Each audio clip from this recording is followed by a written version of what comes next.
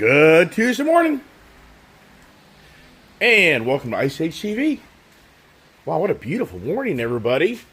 Hey, good Tuesday morning there. Good to hear your voice, see your face, and wow, it's already like the change of season in some ways here, where yesterday evening was a cool evening. This morning is a cool morning, where you can already sense that the summer is transitioning slowly to the fall. Hard to believe, and we definitely will get some more dog day summers in August. But right now, just a beautiful, not a lot of humidity, very nice, breezy July morning as we come into the last few weeks of July. And then we're into August. Hard to believe that the football training camps, I think, are starting up. Maybe this week. Hard to believe that I think it's like August 9th that the Washington Commanders have their first preseason game. So football, if you're a big football fan, it's hard to believe that football is literally on our doorstep. And for all those kids that get out of school for summer, school is on our doorstep as well. You don't want to hear that if you're a youngster. But here we go, over to the house. As we get the Tuesday morning going, the conversations, and I thought to myself, we're always focused on tomorrow. This is not something, in fact, right now, for us today, it's already somewhere else, it's already tomorrow. If you think about the world clock on how, and so, in each part of the world, it's a different time and a different day. So, it's about tomorrow. But let's get in here first and see what's going on today in the house. I have the dogs. They got in last night about 10 o'clock. And can't get in because this stupid-ass keypad's so temperamental. Just so you know, it is temperamental. There they are. Patiently waiting for Daddy to let them out. Right, little baby? Yeah! Hi, little baby.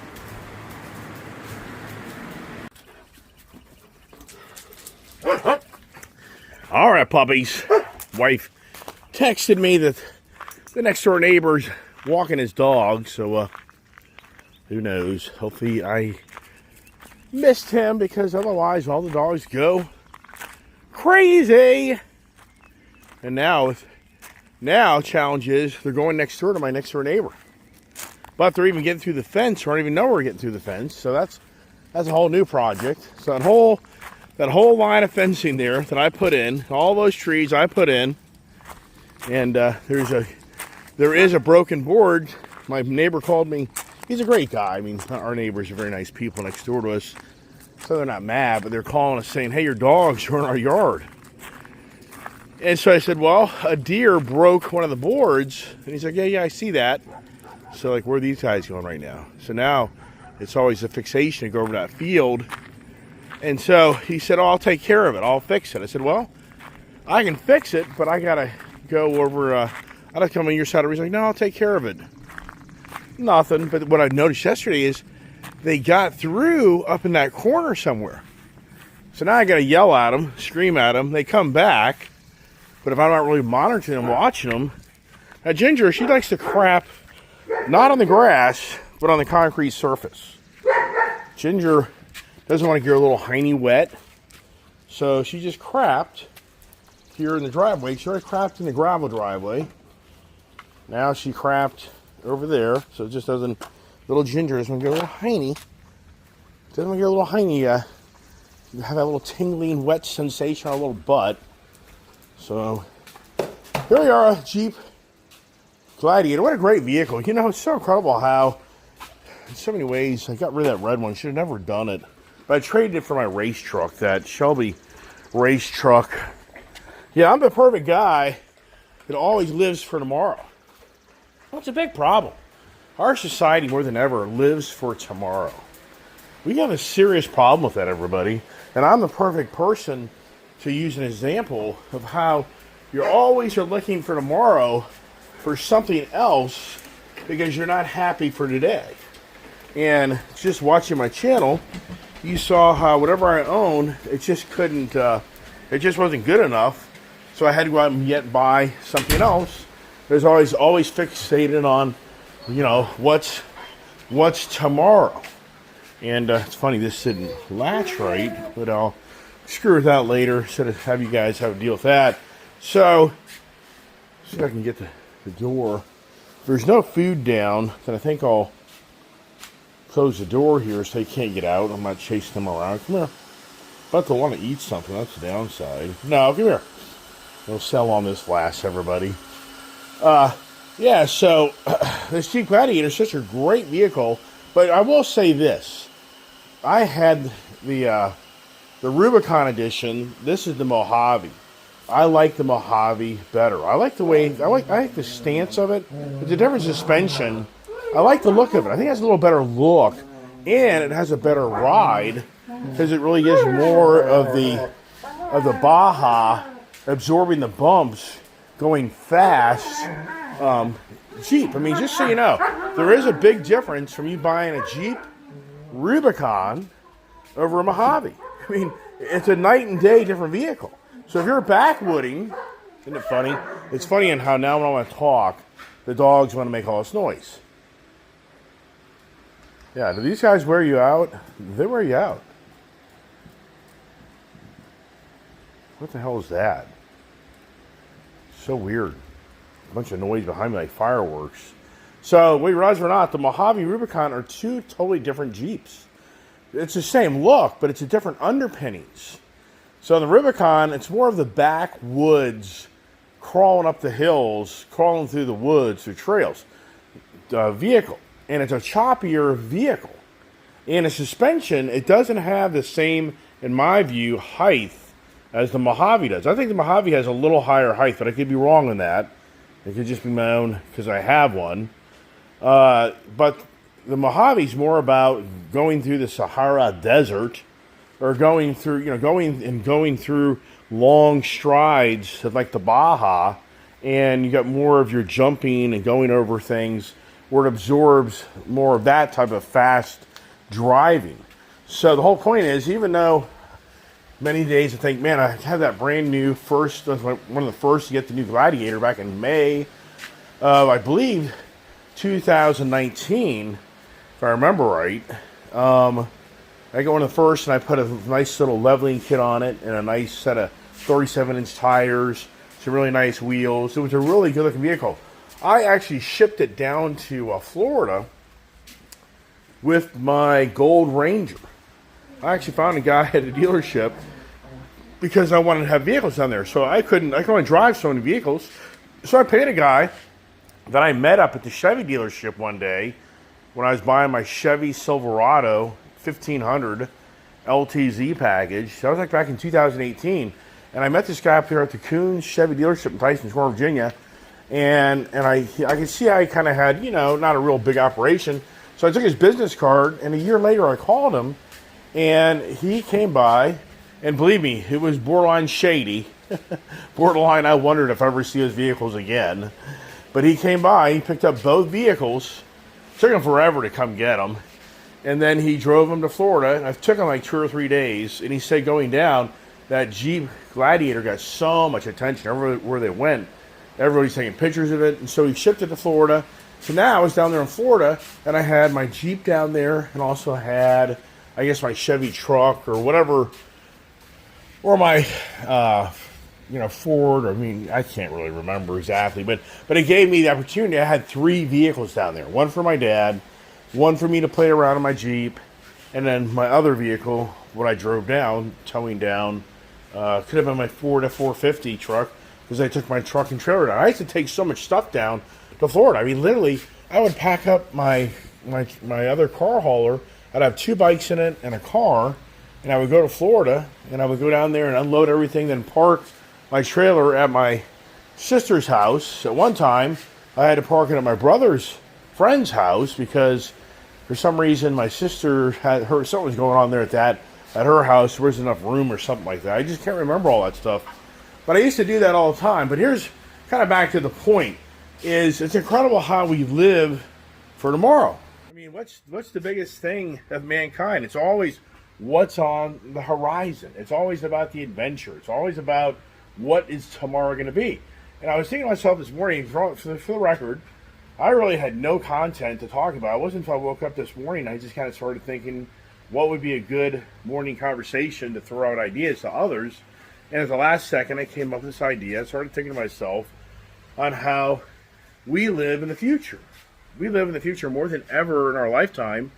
And I thought to myself, 2020, we're already through half a decade. I was thinking to myself, it's incredible how we're already halfway through a decade. And what did 2020 bring?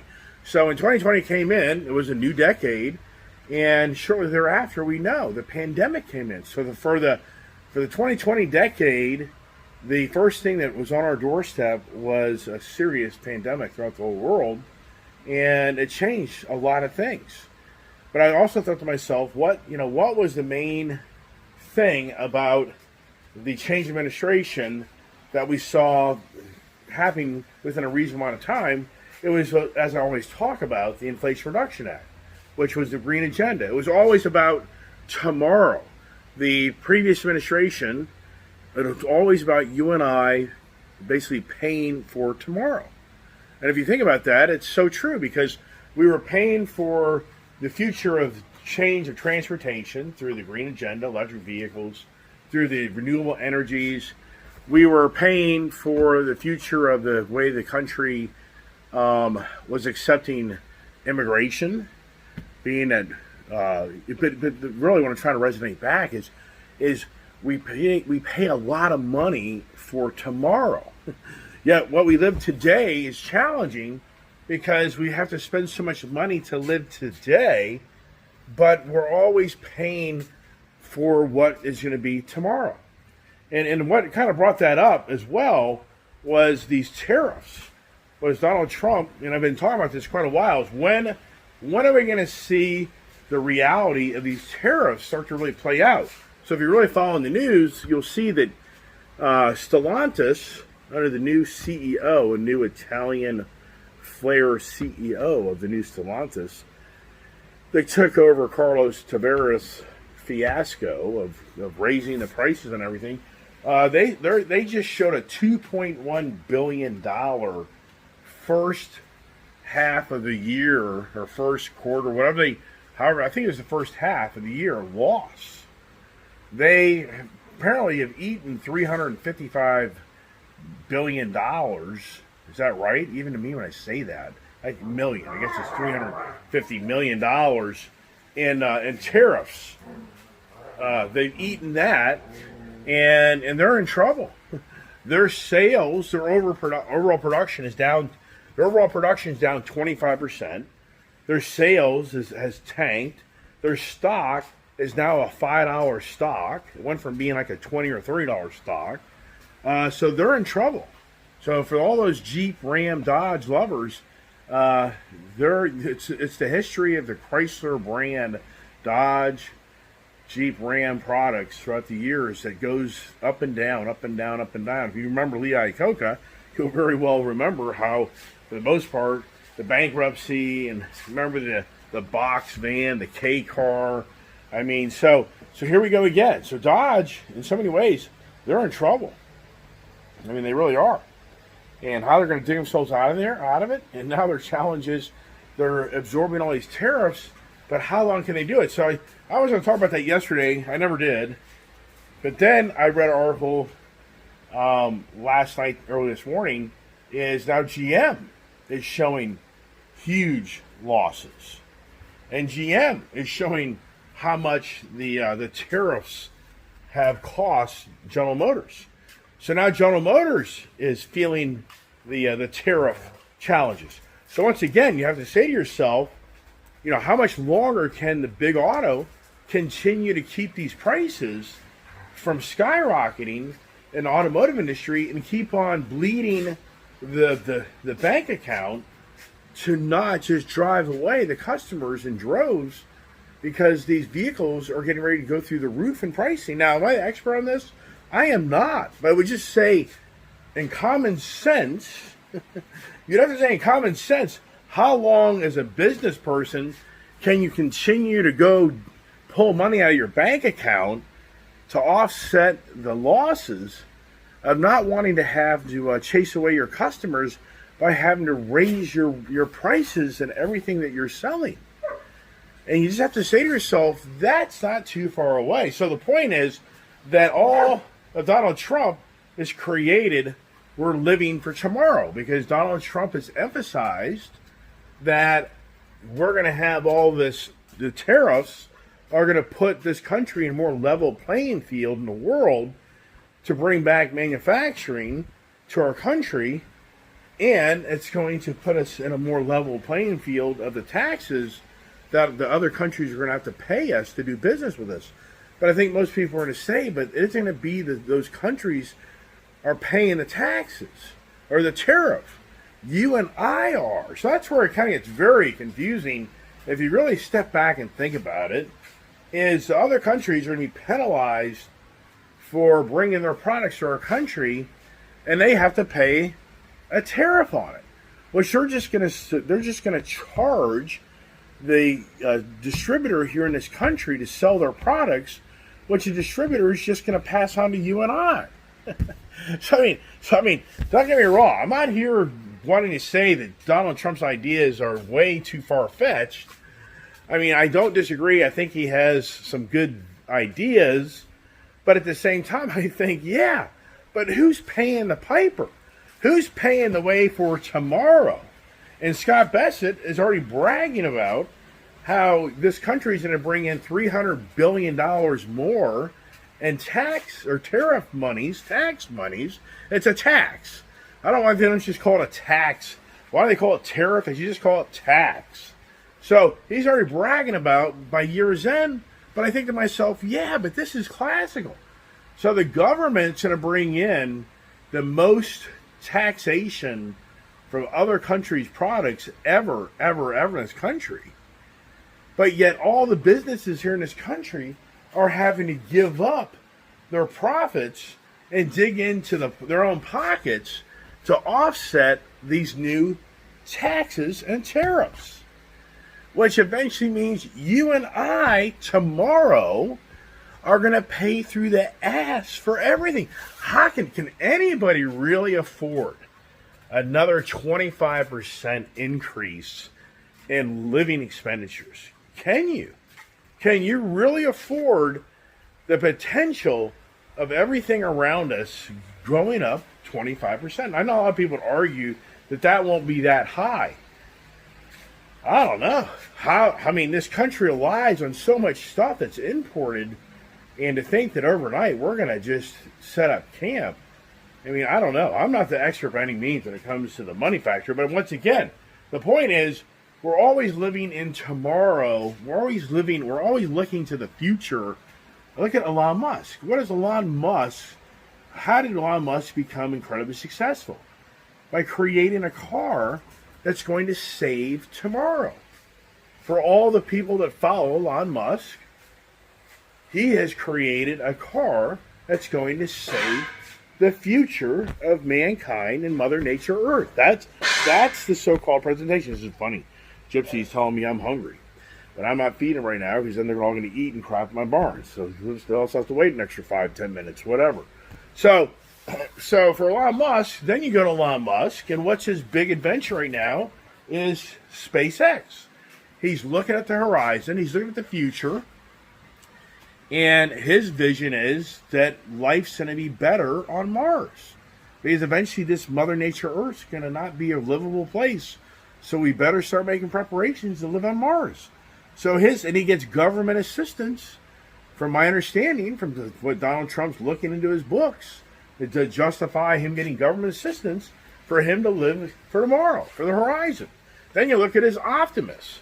He is on the page of the computers, the robots are going to help you and I have a better life for tomorrow, for the horizon. It's all about the continued grab of what tomorrow is going to be. And what goes with that is artificial intelligence. What's the biggest thing driving the whole world right now more than ever, and the stock market, but artificial intelligence? All the companies that have this technology for tomorrow to be a better day for mankind because of all this new artificial intelligence and how everything's going to be better, blah, blah, blah, blah, blah, blah, blah. But does anybody ever hear things are going to be less expensive? I mean, if you kind of go to the root of us as individuals, for us, it's expensive. I mean, what drives you to go buy something at a car dealership? When they advertise the big discount where the vehicle is less money. So all of a sudden you get excited because you're hearing you're going to spend less money. Is anybody hearing the theme, underlying message of where this country and tomorrow is, that's going to be a more affordable, less money to live and own things yesterday from tomorrow? I'm not hearing that. Is anybody hearing that? And if you look at the interest rates, you look at the constant Jeremy Powell criticism and how the Federal Reserve jacked interest rates through the roof to tame down inflation. Remember, that whole presentation, everybody, was about tomorrow, the horizon, that raising interest rates would tame down everything getting more expensive. It never happened. It never happened. I don't understand why there's not just somebody downtown where the masses aren't downtown pounding their fists that Jeremy Powell and the Federal Reserve screwed the pooch. They didn't tame down pricing. Everything is more expensive. Everything. In 2022, when Biden, Jerome Powell, and all the big banks all started looking at raising the interest rate to slow down people buying things, yeah, right. Right now, they're showing economic data that the economy is very resilient. But it cracks me up. We're not even really seeing yet these tariffs and taxes come to us per se. But everybody's on the page that everything for tomorrow is going to be fine. But yet everything for tomorrow is going to be more expensive. I mean, and so here's something to think about. What if I told you you work for me that I'm going to have to cut your income by 25%? How would you take that? So if you work for me and said, hey, look, for tomorrow, I see the business is going to slow down. And so your $100,000 your income is now going to be $75,000. How would you take that? Oh, that would be brutal, everybody. You would piss the hell out of you. You would start looking for a new job. You would be done. You would be how unfair. But yet, us individuals continue to support this whole idea of all these tariffs and all this technology, this whole infrastructure for this artificial intelligence that's going to drive the energy bills through the roof, that it's going to be more money, and you just kind of blow it off like, yeah, well, that's just tomorrow's problem. I'm not really worried about that. I mean, that's just tomorrow's problem. That's how politicians win political positions. They always talk about tomorrow. They tease you with what tomorrow is going to be, what the horizon is going to be, because they have no consequences for their actions once today passes for tomorrow, and they didn't give you what you wanted. What are you going to do, right? And so, I mean, should there be a huge red flag? Should you as an investor be saying to yourself, how much longer can this craziness of all the stocks going through the roof, the so-called, but are they seeing record profits? The car industry, should that be a huge red flag that the car industry is getting ready to go down the toilet because of all these new tariffs? And on top of that, Donald Trump has kicked the EV agendas to the curb. And so for all these companies that caught up in the 2022 IRA bill, Inflation Reduction Act bill, aka the Green New Deal, got all caught up in trying to transfer and transform their whole manufacturing to electric vehicles, has been kicked to the curb because they're not going to get the subsidies anymore through that Inflation Reduction Act. They're not going to get the tax credits anymore when people buy cars. So you just have to say to yourself, think this through. If you and I are on the automotive side, and we just spent the last 2-3 years, and if you remember me talking about the Magna, the manufacturing of all the global supply of the infrastructure of all these cars out of Canada, they're always 2 or 3 years ahead of what's coming next. And if you listen to my video when I talked about Magna, which I'm blown away how many car people in the world, car industry people that work at car dealerships have no clue what Magna is, which is the whole architecture of the vehicles that are all around us through all the big manufacturers. Look it up. You'll see what I'm talking about. Well, they're already talking about how they have to prepare for manufacturing for 2-3 years from now. And so once again, so the automotive industry was in transitioning to going big time into the manufacturing of electric vehicles, electric batteries, and they put all their monies and resources in that direction, only to see that it isn't really what the consumers in this country really want, and it never took off like they thought it would. The charging stations alone in itself can't handle, the infrastructure is not here in this country to support any mass electric vehicle transition. No, don't eat my license plate. And so you just have to say to yourself once again, shouldn't that be a huge red flag that you're now hearing the automotive industry take huge losses from the likes of Stellantis, a worldwide manufacturing company, the likes of GM, a worldwide manufacturing company, and they're now starting to show on these tariffs are impacting them, and they're spending a lot of money to try to keep things in order without chasing off the consumers? Shouldn't that be just a total like, hey, wake up, guess what's coming next? And the slowdown of the automotive industry, the whole automotive industry drives this country between new car sales of being anywhere from 15 million to 20 million in a good year to used car sales being the 40 million. You're talking about this country selling on a good year maybe 70 million vehicles. This is huge. How many people are actually qualified to drive? You know, is our country like 300 million people? Of that, would you say maybe half can drive a car of that population? And you're talking about selling maybe 50 million cars a year? I mean, the whole infrastructure of this car industry is what drives this whole economic engine in this country.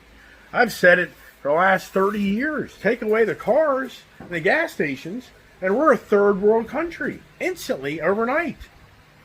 All right, that's it. I got to go to work. Just wanted to throw ideas out there, but you have to say to yourself, what lies tomorrow? So do you really think that tomorrow is going to be better than today? You really think the horizon of where we're now going with these tariff war that's starting to now come to deadlines? I mean, supposedly Trump's saying, and Trump, in my book, he kicked it to April, kicked it to May, kicked it to June, kicked it to July. Now he kicked it to August.